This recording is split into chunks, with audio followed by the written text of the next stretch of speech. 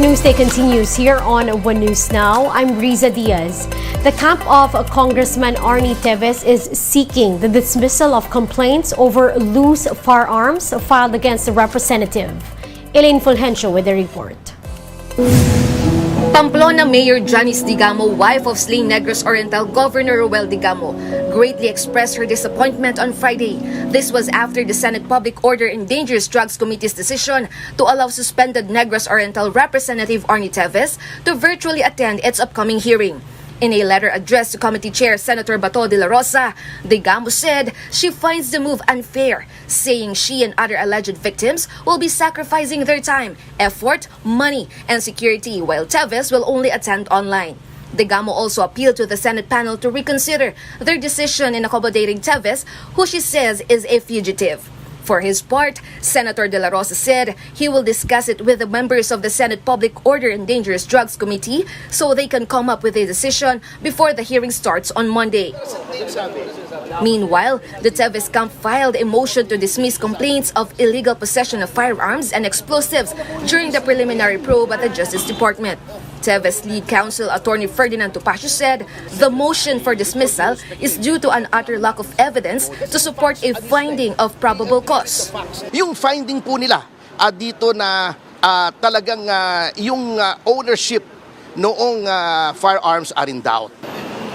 Respondent Jose Gamarangan also filed his counter-affidavit in relation to illegal possession of firearms and explosives. We expect that we are just praying and hoping na totally ma-dismiss na talaga itong kaso. Kasi from the very onset, talagang meron ng resolution ang DOJ saying na kulang ang ebidensya to prove the existence ng elements ng crimes of illegal possession of firearms and explosives. The PNP-CIDG filed the complaints after Chavez residences in Negros Oriental were searched last month, wherein weapons and explosives were found there. Reporting for News 5, Elaine Fulgencio, we are One News. The Defense Department is objecting to remarks by Chinese Ambassador Wang Zilian accusing the Philippines of meddling with the issue on Taiwan. In a statement, the agency noted that the country's primary concern is the safety of Filipinos working in Taiwan. They added that the Philippines also observes the One China policy and that the country follows the principle of non-interference in this case. However, the department maintained that it will prepare for any contingencies to ensure the safety of Filipinos in the territory. The DND issued the statement in response to claims from the Chinese envoy that the Philippines had been provoking geopolitical tensions by allowing expanded U.S. access to military bases. We'll be back with more stories after the break. Keep it here on One News.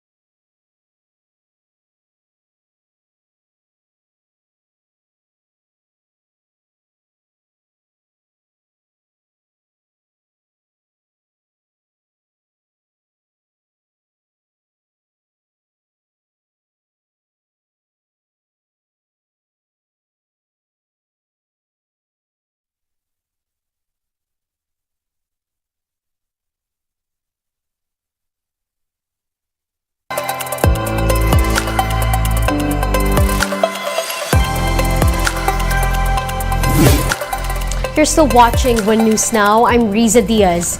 The national government is looking for alternative livelihood solutions for fishermen affected by the oil spill in Mindoro. JC Cosico with the report.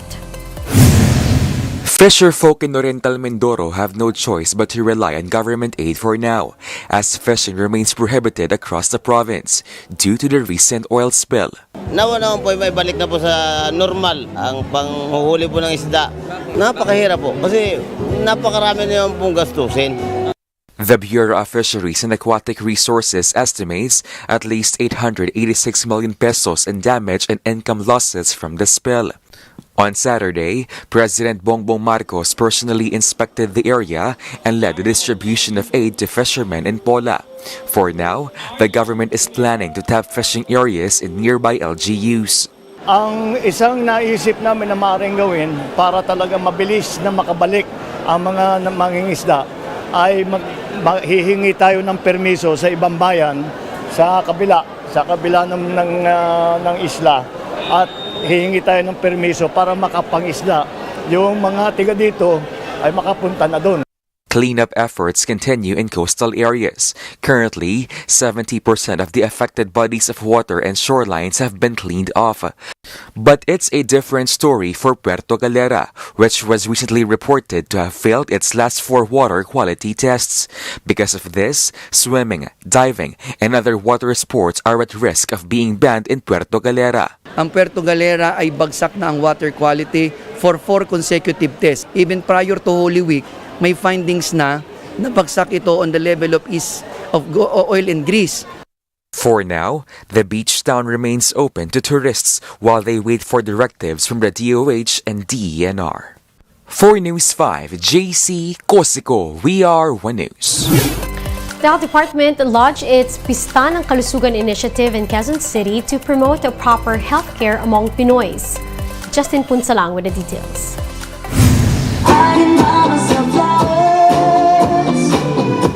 Free vaccination, guidance on healthy eating and exercise, and lectures about safe sex. These are just some of the programs of the Health Department's 2-day Pista ng Kalusugan event at the Quezon Memorial Circle. The agency aims to remove some Filipinos' belief that healthcare equates to hospitalization and medication, which is why DOH is urging Pinoys to practice the 7 healthy habits: eating healthy and exercising, proper hand washing and cleanliness, vaccination, avoiding vices like smoking, drinking, and using of illegal drugs, mental health care, practice of safe sex, and prioritizing personal safety. Do we know what we learned from the pandemic? We learned that it's important to maintain healthy lifestyle. It's important to have prevention, then to go for cure. And it is important also to protect people around us. To encourage people to participate, booths for each healthy habit were set up, where participants earn badges after completing challenges. And once they collect all 7 badges, they will be rewarded with a loot bag.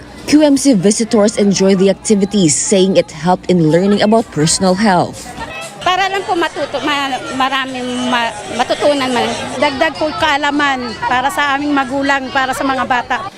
There are also free tuberculosis, HIV, and breast cancer screenings. The Health Department assures the public that this campaign will be held across the country. Inaasahan namin na ito ay mangyayari din sa maraming panig ng bansa.